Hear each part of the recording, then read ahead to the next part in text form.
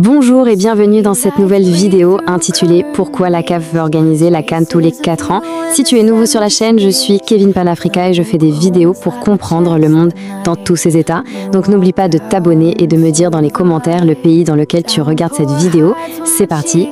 On va commencer par une phrase qui claque et qui met tout de suite les pieds dans le plat. C'est celle du sélectionneur du Mali, Tom Saintfiet. Elle résume en fait toute la tension qu'on va explorer aujourd'hui.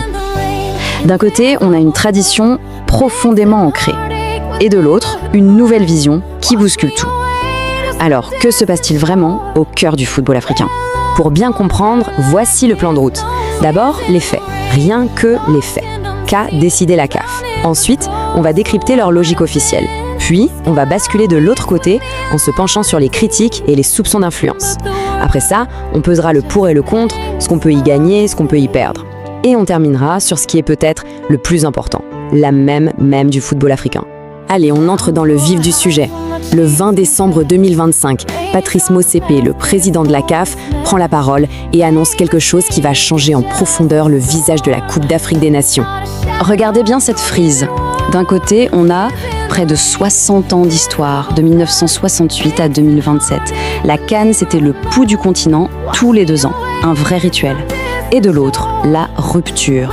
Pour que le changement se fasse, la CAF imagine une sorte de pont, une édition en 2028, 1 an seulement après la précédente, et juste après ça, on change de monde.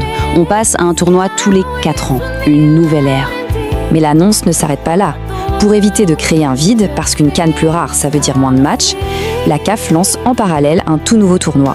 Ça s'appelle la Ligue des Nations africaines. Elle commencera en 2029 et elle sera annuelle. L'idée, c'est de garantir des compétitions de haut niveau chaque année et bien sûr de nouvelles sources de revenus. Bon, maintenant qu'on a les faits, voyons l'argumentaire. Pourquoi est-ce que la CAF prend une décision aussi radicale?